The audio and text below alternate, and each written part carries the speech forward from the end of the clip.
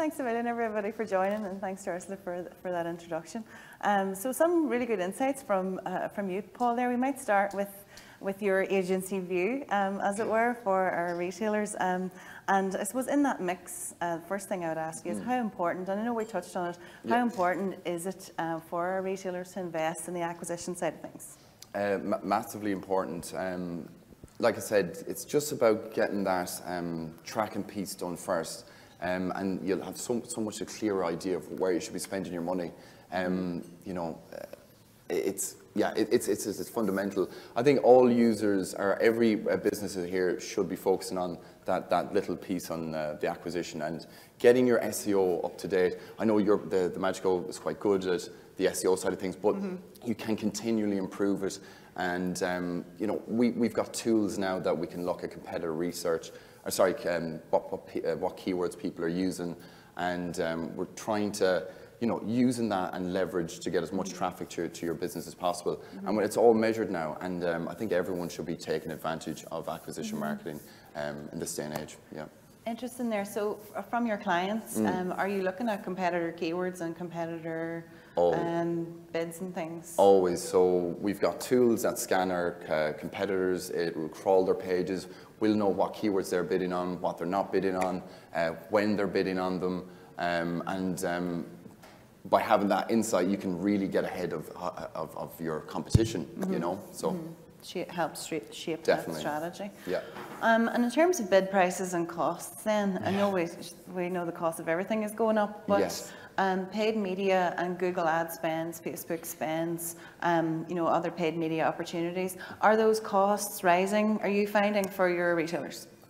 They are. In some industries, they'll rise a little bit more than others. I'm definitely seeing a bit of a jump in the e-commerce side of things. However, going back to the Performance Max campaigns, the new Google Ads campaigns we've been running, we're seeing a dramatic drop in the cost per click. Okay. Which is very unusual, because in the last few years the clicks and costs have been going up. But these campaigns are, you know, much cheaper than before. Okay. But again, it doesn't really come down to cost. I'll always say that it's the value that it's bringing in. You know, and if we're bringing in, you know, 2,000 or 3,000 users a month, and we're able to quantify the return on it, you know. You know, if we're bringing in 1,000, or sorry, if we're spending 1,000 to make 30,000, then it makes sense. You know. Obviously, it comes down to your margin and all that kind of thing. But CPCs are coming down in some instances. So important to keep an eye on them. And of your clients and retailers, you know, from that budget perspective, have you had to convince anybody to maybe move some of their traditional budget into their digital budget, or is that a conversation you have? It's on a daily. It's actually been quite easy once you start showing your proof of work and what's working and what's not working. Often clients will be like, we've just, you know, hemorrhaged money on paper ads for the last 5 years, and we've no idea if we got any customers off the back of it. You know, we do audits quite regularly, and there was one just quite recently where we audited this e-commerce account, and this guy, well, I call him Jim for argument's sake. Jim rang me up and said, I've been running ads for the last 8 months and not really seeing much of a difference. And I was like, grand, Jim, can you give me a little look? I want to, you know, see what you're doing and how you set up. It's like quite impressive. This is a sole business owner. It's like he's gone setting up Google Ads, so fair commended to him. But when I had a look at it and I seen that there was no tracking set up, or there was absolutely nothing being measured, and he'd over the course of the month spent around 60,000 without any of it going anywhere. It was quite a stark realization when I kind of got back to him. But so I do commend people doing it on their own, but it can be dangerous if you don't know what you're doing. And the likes of Google Ads and Facebook Ads, they're so good at getting people to spend money if they don't know what they're doing. There's little settings they'll trip you up on. It's a minefield, and every 2 to 3 months the platforms change and campaign types change, and you have to relearn it. So don't be like Jim. Just go to, you know, a freelancer or a contractor. or an agency just to get a better understanding and an idea, you know, because without that you could just, like I said, lose an awful lot of money. Yeah, and for any of our retailers here that aren't working with agencies and are maybe thinking about approaching that, what would you recommend? And I suppose what then measure of success would you advise retailers to put in place for their agencies? It's a good question. I mean, first thing I would say, understand what your KPIs and what your goals are first, and have that very clear in your idea. Clear in your head. If you've got products and things that you really want to double down and focus, you know, we'll talk through that. We'll talk about, right, do you know what you could do? I know you really want to sell these products, but do you know what? Your competition is like this for these products. I think you'd be better at selling. So it's about having a very open conversation about where your margins are at, where we can, you know, it's not all, you know, smoke and mirrors. The more information you give us, the more money we'll be able to make you. So I'd advise anyone that's looking to start with an agency is very much just sit down, have the chat, you know, have an open, honest conversation, see where you can compete maybe and see where you can compete, and and take it from there. Yeah, I definitely would agree with that. There's no harm in having the chat. Just and having equally, the chat. when it's not working, there's no harm in having that chat either. So yeah, I would agree with you there. Absolutely. So Rob, we heard there from Joe about the Stakelums juggernaut. Since your re-platform, things are off to a great start for you, and you know we've you know talked to you all the way through from the start of that. So from the re-platform, did that influence your decision around your mix for paid advertising, or how did you approach that? Yeah, 100%. We'd been doing kind of minimal on Facebook kind of paid ads, looking at different campaigns, brand awareness. Only then started to retarget to those people, looking at kind of Google ads, talking to a lot of different kind of freelancers and consultants, and have now since gone with Sumo Blue, following on from some advice yourself, which has been a great partnership. We've seen the rise in Google Shopping just be off the charts for us. It's been a huge kind of opportunity to put your product in front of people, and with the free listings then as well. Having a bit of an understanding does help, you know, so you can kind of look at the Google Analytics yourself, like you say. It's not always half an hour, but it needs to be done, you know, it needs to be done at, like you're saying, a set day every Monday or whatever it is. Have a look at the figures. The AB or commerce dashboard, it's very helpful for that.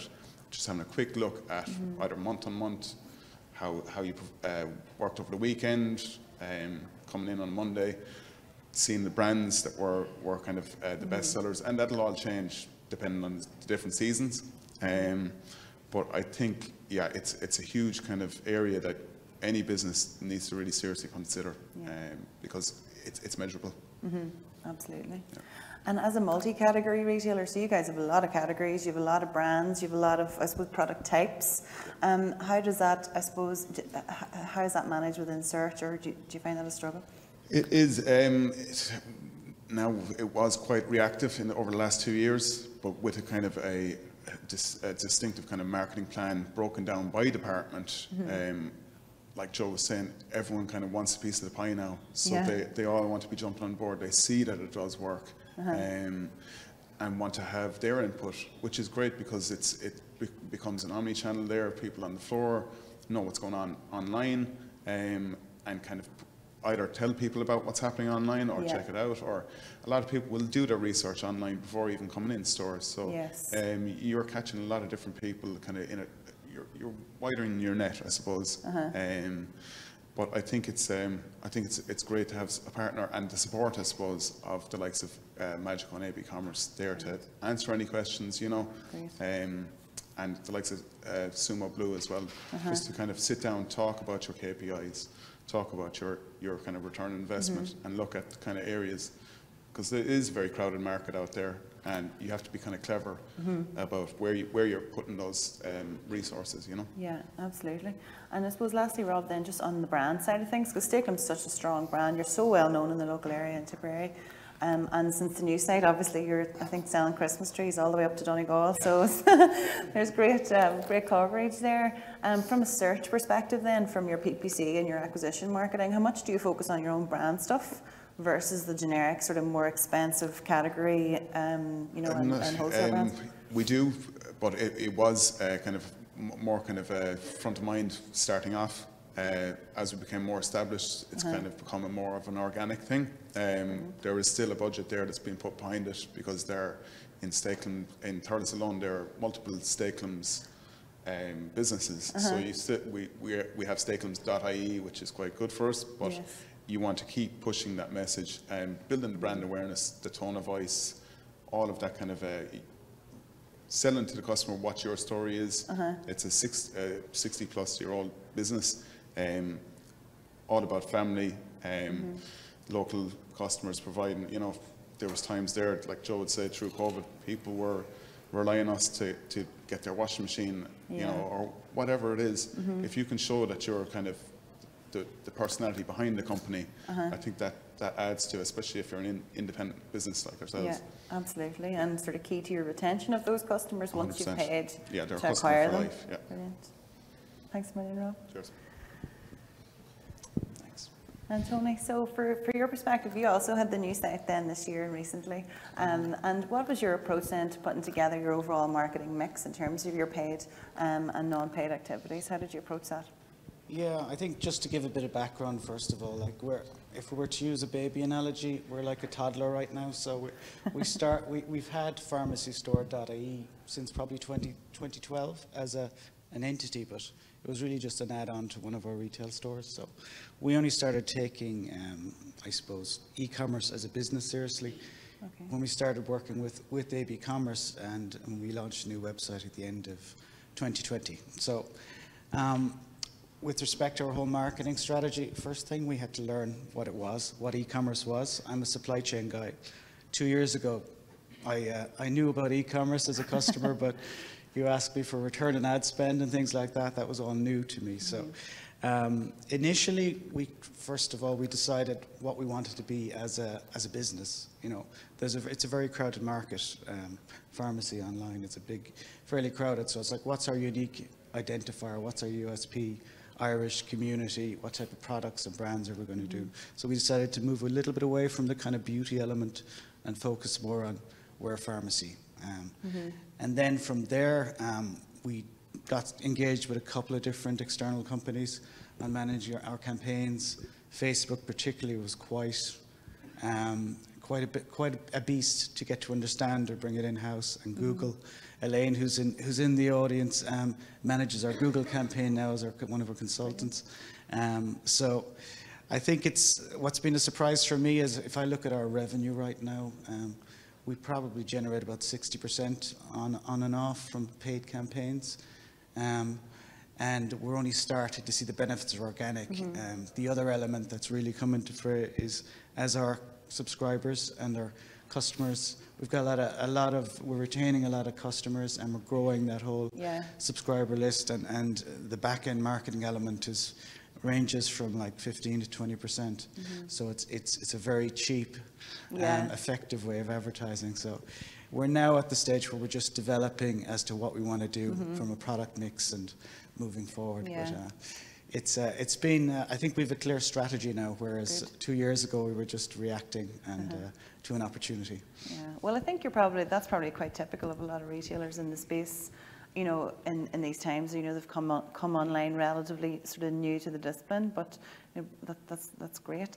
And I suppose your 60% revenue from paid channels, you're hoping to probably reduce that with your retention marketing via email. I'm a numbers person, so I'll increase it if the return on investment is good. So it's about, like, I've noticed with Facebook, the return on ad spend has started to decline post iOS 14, and it's harder to make money in that. It's very good from an awareness and bringing people in, and whereas Google is more stable. And you generally, Google, you can scale it a little bit easier. So it's a balancing act. As the organic element increases naturally, as the longer you're in business, we would like, I'd love to be able to spend less on paid campaigning, make more money, but I'd say it's more to do with where we're putting it. We're very product focused in our campaigns at the moment.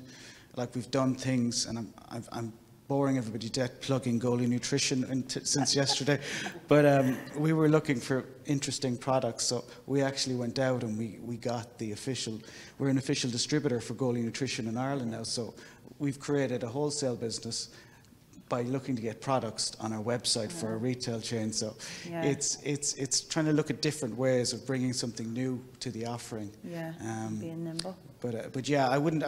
As I said, I would spend 10x what we're spending now if we could scale it accordingly. Brilliant. And lastly, Tony, you mentioned you're a numbers guy then, and I know you are. I know you're very in the detail of that. What's your approach? And we talked about, picking your time in the week where you look at your numbers, and I know from my own time client side, you have to do that to have success. What's your MO? How do you approach that? Do you look at it every day? Do you look at? Yeah, it's like my role in the company is not just e-commerce, so I have kind of 3 different functions. IT, that's what you get when you work for Intel. Everybody thinks you know about IT, but you don't. So it becomes part of your job. But as a rule, every morning I actually look at the AB Commerce dashboard as a starting point. Brilliant. How we did yesterday. Paul will love that. Yeah, and on a weekly basis, then we'll go in. I'll have a meeting with our company that we use to manage some of our campaigns. We look at the metrics, look at how they're performing. And I always ask, how can we improve the ROAS and the usual sort of stuff. And then we can build that into, we have a marketing calendar as to what events are coming up, the normal ones you'd expect, but also can we do something fun or different. And one of the struggles we've had when you have a physical retail base, and I'm very much e-commerce focused, so I'd like us to be dynamic, to be able to turn things on and off in an hour, as opposed to if in traditional retail pharmacy you work off kind of a planogram type of a structure. So that creates a little bit of conflict internally sometimes, but yeah. Yeah, so be on it. You got to be looking at it. I think every week, like when you're doing your plan and what your revenue projections are, and I've a finance manager that keeps me in tow with respect to spending, right? Which everybody needs. Yeah, everybody needs, is right. But I think it's important at least once a month to take a more strategic look at where you're going and how things are actually performing. Agreed. Brilliant. Thanks very much. Thanks, Tony. Okay, thank you. And Will, you guys have re-platformed and had enormous success and a smooth transition from one site to the other, which is fantastic. Can you tell me a bit about your approach to marketing in the new site? Just similar to Tony there, I'm just going to give a quick background. So I suppose we were just lucky that we went online late 2018, and we were fortunate that kind of during 2019 we'd made a lot of pitfalls and mistakes during that time, and we learned from that. So in a sense we were actually ready then when the madness started, and really we were ready to go. And I suppose at the start, there's no question, it was trial and error with a lot of our paid search. I suppose you described earlier on just saying that if you build it, they will come. Well, I've heard people describing too, it's like having a shop in the middle of a desert and trying to get people to come to you.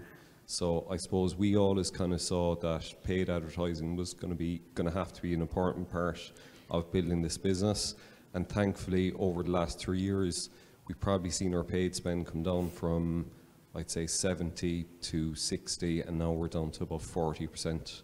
And really, we're pretty happy with that. And I suppose then it's just a question of if customers are happy with your customer service and the experience they've had with you, I think like you'd be hoping they're going to come back to you.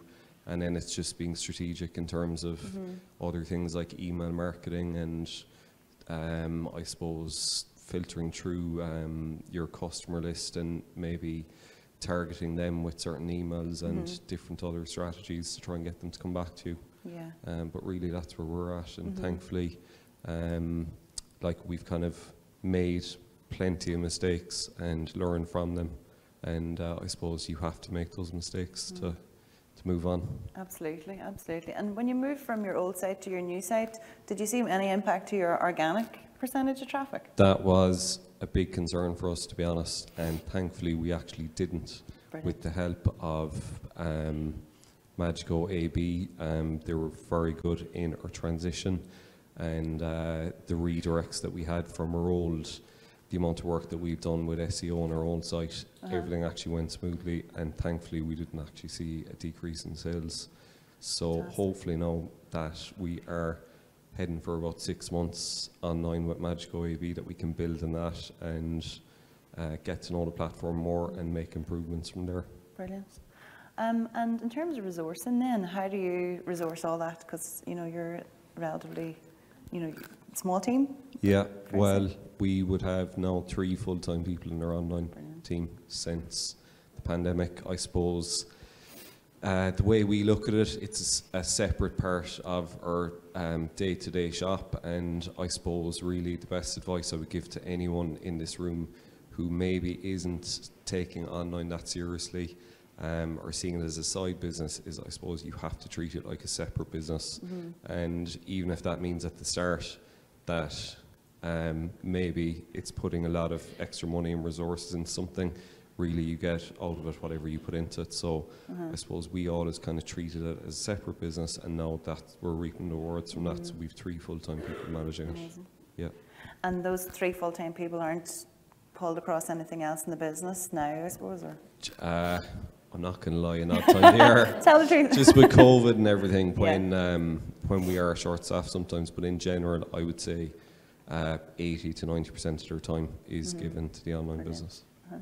And lastly for you, Will, I know you're the business guy as well. You're not the pharmacy side, you're the business side. How much time do you spend on your analysis then of what's working and what your costs out are versus your revenue in? Well, again, similar to Tony, we've a finance guy recently, and I mean, he's going to be calling me out and anything if we're not getting the return. So I suppose I would try on a daily basis look at the figures from the day before, but generally, similar to Tony, have a good look at the previous month and see where we're at. And I suppose just you're keeping your KPIs in check is very, very important to make sure that everything's going well. Absolutely, totally agree. Thanks, Will, that's brilliant. Paul Heavin on the end. So Heavins.ie is absolutely having enormous success over the last number of years. But I suppose, and you've touched off tried lots of different things in your marketing mix. What are you most happy with from a return perspective that you've done so far? I suppose, well, measurable email marketing. We hired a new Ben there, a marketing executive last November. So, like, we were very ad hoc. We'd send an email, we might send one for 2 months, and but now he's on our case the whole time. Right, what are we doing? What's your marketing calendar? What are we doing in 2 weeks' time? What are we doing in a month's time? And at the minute, we're every week sending out an email. So, okay, that's measurable. But as for brand building and what we enjoy most, I suppose, is making our videos. Yeah. But that's rather than selling. That's just building the brand Heavins. Yeah. So. And if anybody isn't following Heavins on social, get on it, because their videos are really good crack, and you'll get an insight into the Heavins and we don't their take ourselves too adventures. serious. And that is, I suppose, a really good example of when we think about the funnel and you think about your brand building and and your tone of voice and those types of activities. That is really important part of your mix all the way through then to your paid and to your email. So Ben is obviously on board and has you implementing a marketing calendar. How far in advance does that calendar go? Probably not as far as Ben would like, but no, it's exactly like the image you had up earlier with the rocks and the pebbles and the sand. Like, we have the main ones lined out, and then we're adding constantly the rocks and the sand as we go along through the year. Yeah. And would you be planning against a target in the month, or you're getting to, do you set targets, gross revenue targets in the month that you're planning towards? Well, I suppose we're lucky enough with the COVID factor. Whatever targets we had were just literally blown out of the water, so there was no point in even setting targets. Yeah, we'd have targets coming up, just kind of, I suppose, always increasing on last year or whatever. And as Joseph said, you were planning for Christmas and beating Christmas and garden furniture, beat from last year and things like that. And I suppose you would have a similar challenge or opportunity to Stakelums in the fact that you're multi-category, you have so much to talk about between categories and brands and all of that. How do you balance all that, and do you have that discussion within the team about what you should be featuring? Yeah, so that's, I suppose, one of our problems. We have a vast range of products, so what do we focus on this month? What do we focus this week? When's the last time we did this? What's coming up now? So it's coming up to your garden. People are doing gardens, so we need to focus on that. Summertime garden furniture, but yeah, so. Yeah, no, it's a lot of pressure. And have you found when you are out there with the kind of the generic category, let's say like garden furniture, is it very competitive? Oh yeah. Competing with these guys. Yeah, compete with them. We have other, as well as multi-store like Woodies and like garden furniture last year, very competitive again this year. So yeah, we're only one shop and one website, but like I'd say at the minute we're punching above our weight, I suppose. Yeah, so we can't complain. Doing brilliant. And I suppose over the last couple of years and COVID and all the activities you've trialled, is there anything, I suppose, what are you happiest with, and what maybe, you know, is there any mistakes that you made along the way that you wouldn't do again? I suppose loads of mistakes. The biggest one here, well, I suppose we can go with AB Commerce at the start. We talked to them back in 2013, I think it was, and didn't go with, went with a local guy and learned a lot of mistakes there, I suppose, and came back to Magico then. He's not being paid to say this, no, now there's no brown so, envelope here. So I suppose that was the biggest mistake we learned, but no, any of the mistakes. So we tried a lot of things and it doesn't work. We're fairly quick at making a decision. So if it's not working, we'll change it. If it's working, then we'll back it. But I can't say it's any huge mistakes. It's all little mistakes along the way. And I said we change it to picking and packing. There's loads of mistakes there, and I suppose looking after the customer, and there's not really many big mistakes we made. Yeah. Small little ones we learned along the way, I suppose.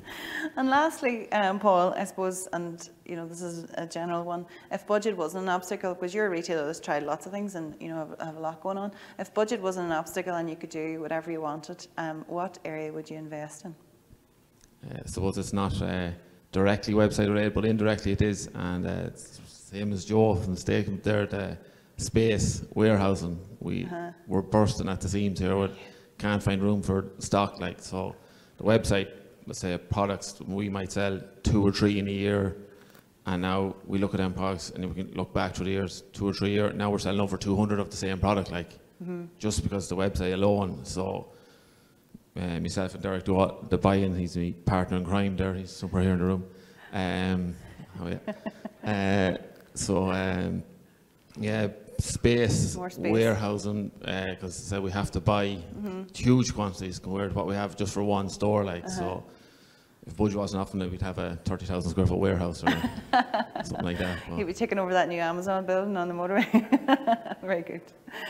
Thanks so much. I think that's everything for this slot. So thanks so much, guys. That was really, really helpful. Great.